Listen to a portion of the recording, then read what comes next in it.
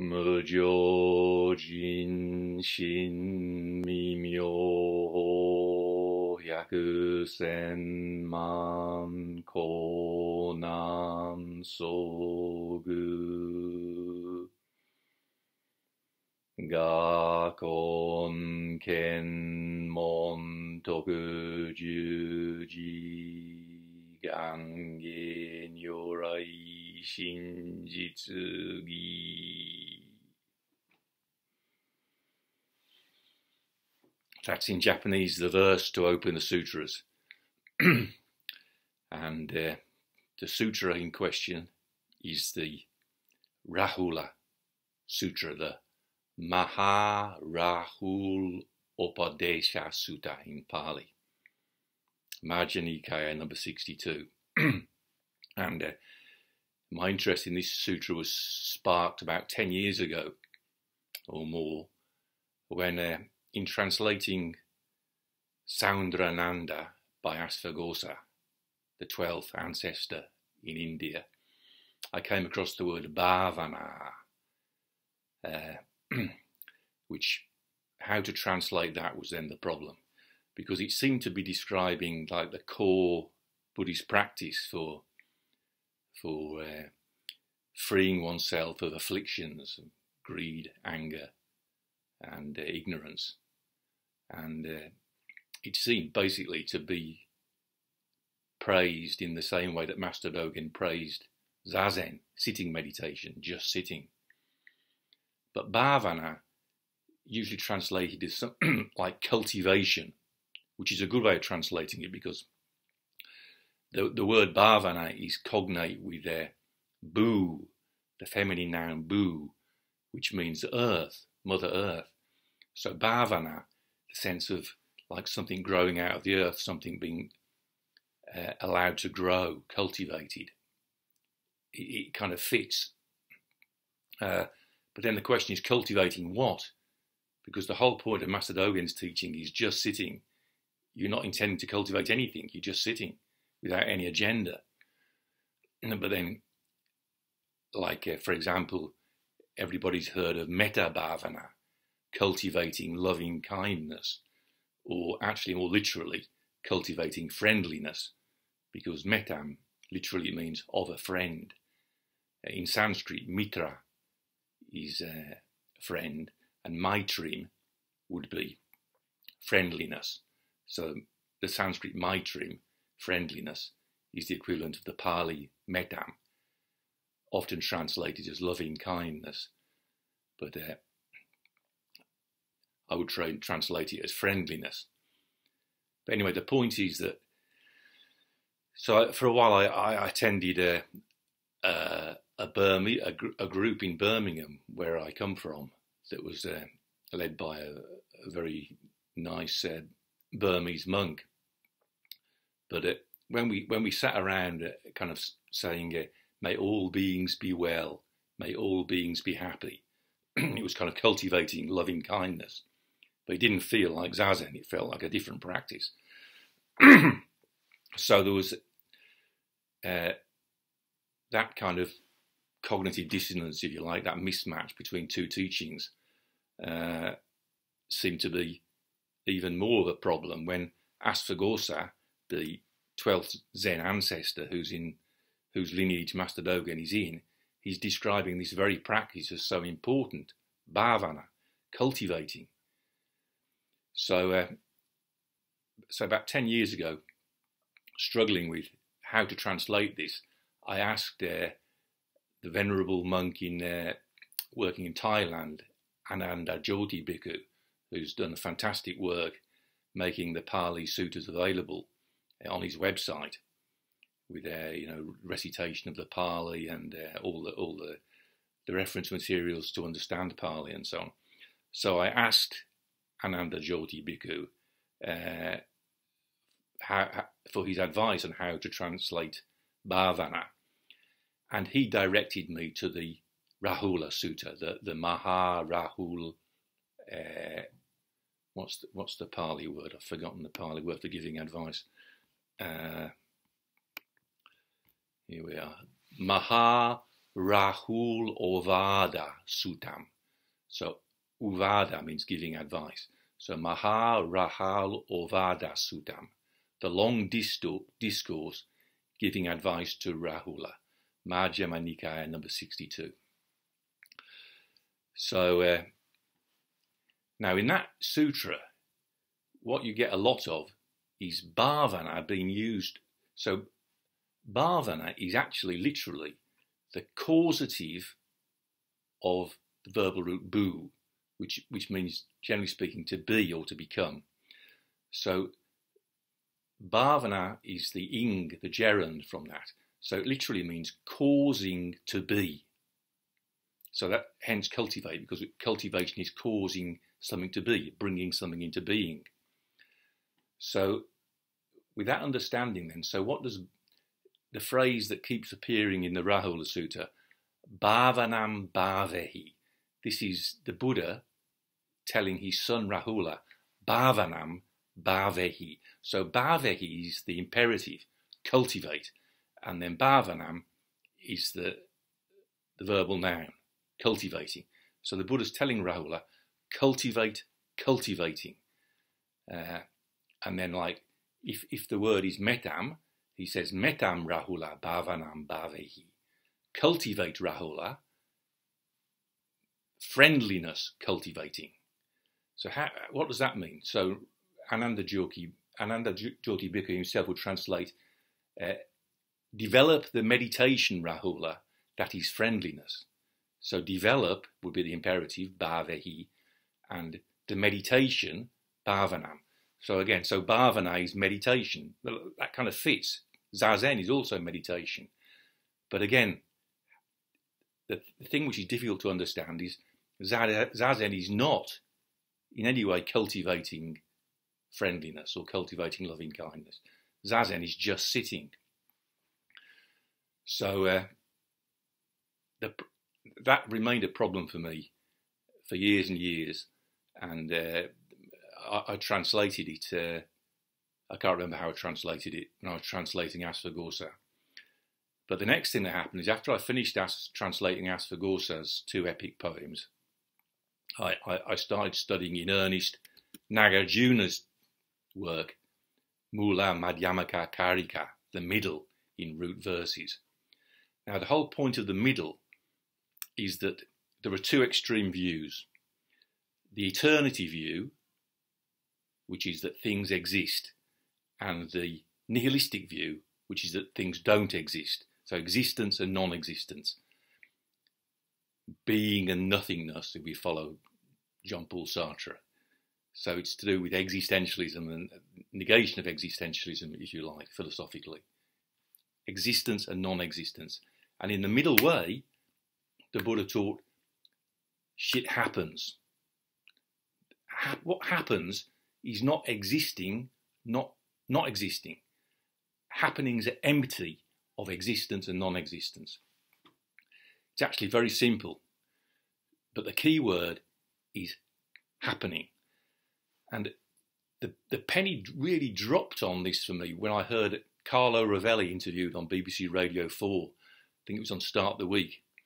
I realised that what he was describing in his study of quantum gravity and quantum physics was exactly what Nagarjuna was talking about, that I was studying MMK, which is that when you get right down to it, there are no things like atoms. What Carlo Rovelli said is there are happenings like kisses. So he said no things like stones, only happenings like kisses, was the way Carlo Rovelli put it. Bingo. That's what Nagarjuna is talking about. So dharmas, the Buddha made a distinction between samskaras, which is confected things like stones, and dharmas. Dharmas are happenings. So I began to see that in Nagarjuna's, the whole of Nagarjuna, the key to it is this idea, in the middle way between existence and non-existence, things happen. So it solves a lot of problems like nature versus nurture, or say individual responsibility. If a young lad falls into delinquency, the people on the right will say, he's got individual responsibility, it's his damn fault. And then people on the left will say, well, yeah, but he was abused as a child and he didn't have a proper education. And so it was all his environment. And so those kind of two opposite views are always in conflict. And in the middle way, the teaching is that that person who made that mistake does not have his own self-existence. So that there's no one to blame in the sense that it just happened. But at the same time, you can't negate his self-existence either. So, but in the middle way, when something happens, it's not that an individual self is existing that has responsibility, but neither is the opposite true. You can't deny that a self is happening. So here I am. I don't have self-existence, but that doesn't mean that I'm not happening. Okay, I'm making it more complicated than it is. The thing to remember is that the teaching of the middle way is that things happen grounded in causality or dependently arisen, to use the usual jargon word. That's what the teaching of dependent arising is about. The arising means happening. It's not that a self-existing thing arises, it's happenings like kisses in Carlo Rovelli's terms. Happen, grounded in causality. Not that there are causes, self-existing causes, not that there are self-existing effects, but grounded in causality, happenings happen. Okay? So I'm making this long-winded. The point is, what happens is important. When you read Nagarjuna, you begin to understand it's not what is that's important, it's what happens. Okay. So, for example, right at the beginning of the Rahula Sutta, we have the word, the Buddha says, Ewamitam yatabhutam samapanaya databan. Ewam, like this, etam, it, yatabhutam, as happening, as it happens, samapanaya, with true wisdom, databan, is to be seen. So, it is to be seen like this, as happening with true wisdom. It is to be seen like this, with true wisdom, as happening. Okay? Yata Bhutam, usually people translate it as it is. It is to be seen as it is, or it is to be seen accurately. It means as happening, because Bhuta means, so Bhuta is the past participle of this all-important verbal root, bhu, which usually means to be. So Bhuta means as it was, literally, people think. But the past participle in Pali and Sanskrit, it can mean the past participle in English or the present participle. So, for example, Sugata, honorific for the Buddha, means going well or gone well, because gata is the past participle of gam, to go. So gata can mean, sugata can mean gone well, but I would usually translate it as going well. Sugata, the ones who is going well. So bhuta, people would think of it as the past participle of bhu, to be. So yata bhuta, as it was, or as it is. But no, yata bhuta means as it happened, or as it's happening. That's how we should see things, just as Carlo Rovelli says, as happening. Not as things that are, as they are, but events that are happening. Okay, so I'm getting round to saying how, see, the penny, at one point, the penny dropped, and suddenly the whole of the Rahula Sutta opened up. Bhavanam bhavehi means let happen. Bhavehi is imperative, let happen, and bhavanam means the practice of letting happen. Zazen is the practice of letting happen. So, bhavanam bhavehi, letting happen. Then it all makes sense. Once you understand the verbal root bu means not only to be, but also to happen.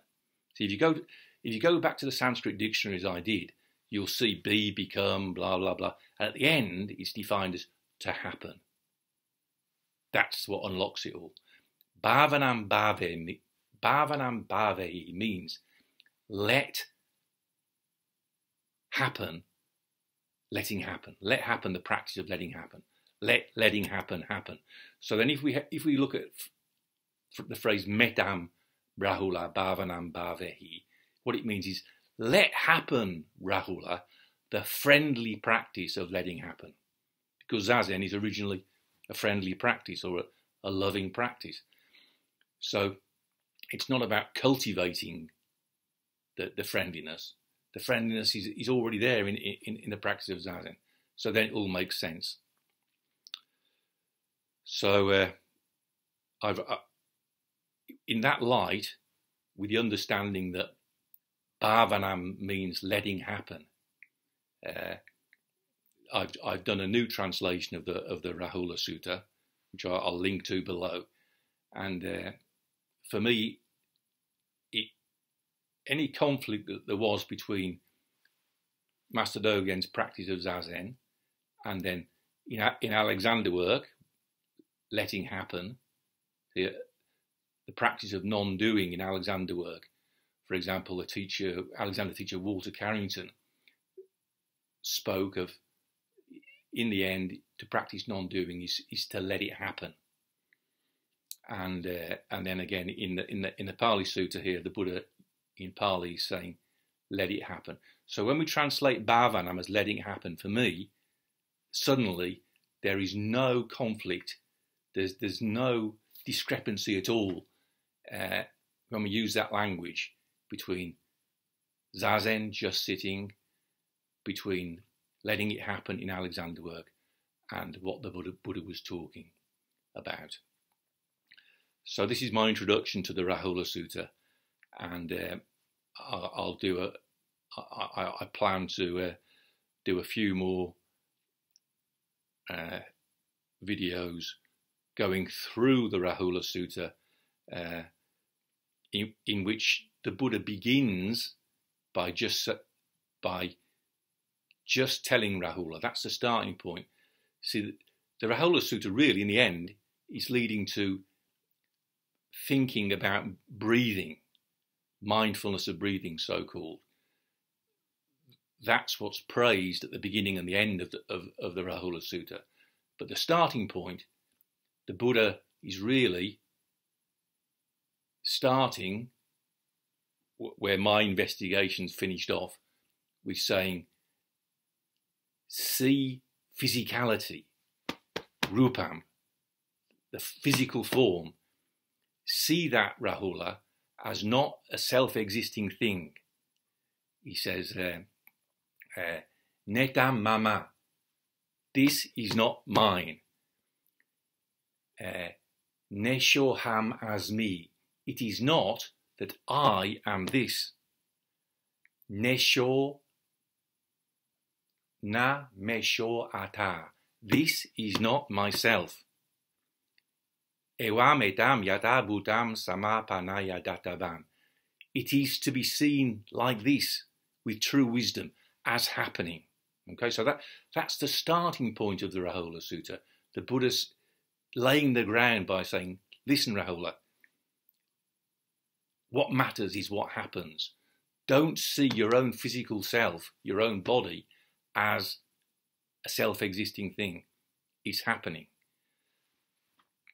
It's only after that, so Rahula is, he's reflecting on that. He goes to the root of a tree, sits in lotus, directs his body up, ujum kayam panidaya, directs the body up, and places thinking to the fore. And he's reflecting on what the Buddha's told him. Rupam, the physicality, is happening. And up comes Sariputta and says, what you really, want to practice, Rahula, is mindfulness of breathing. That's how it's usually translated. I prefer to translate it, it's thinking about the breathing in and out, or thinking the breath in and out. So then Rahula goes to the Buddha and asks the Buddha, what is this mindfulness of breathing practice, which is said to produce great fruits, be richly rewarding. And then the Buddha just keeps going on about Bhavanam bhavehi. Practice letting it happen. Let it happen. Let happen, Rahula. Letting it happen like the earth. Patavi samam Rahula bhavanam bhavehi. Like the earth, Rahula. Let happen like the earth, Rahula. The practice of letting happen. See, so it's like inhibition in Alexander work. The stimulus is you want to know this really richly rewarding practice of mindfulness of breathing. So Sariputta has egged Rahula on to want to know about this. But when Rahula goes and sees the Buddha doesn't talk about breathing for ages. He just keeps going on endlessly about ewametam yatabhutam samapanaya databan. Everything is to be seen like this, with true wisdom as happening. So, for example, if you think there are great fruits from mindfulness of breathing, don't think of mindfulness of breathing as a self-existing thing, and don't think of the fruits to be gained as a self-existing thing. The inhibitory side is don't end gain for self-existing things. Get into the mode of thinking and being whereby you're letting things happen. The big mistake is to see things in terms of the two extremes. It's like excitement because I'm going to get something, and disappointment because I couldn't get my dirty paws on it. So those are the two extremes. Because things exist, or after all, they don't exist. In the middle way, when we're interested in practice that's happening, those two that kind of excited craving for something and the disappointment because you can't get it, that we're free of those two extremes.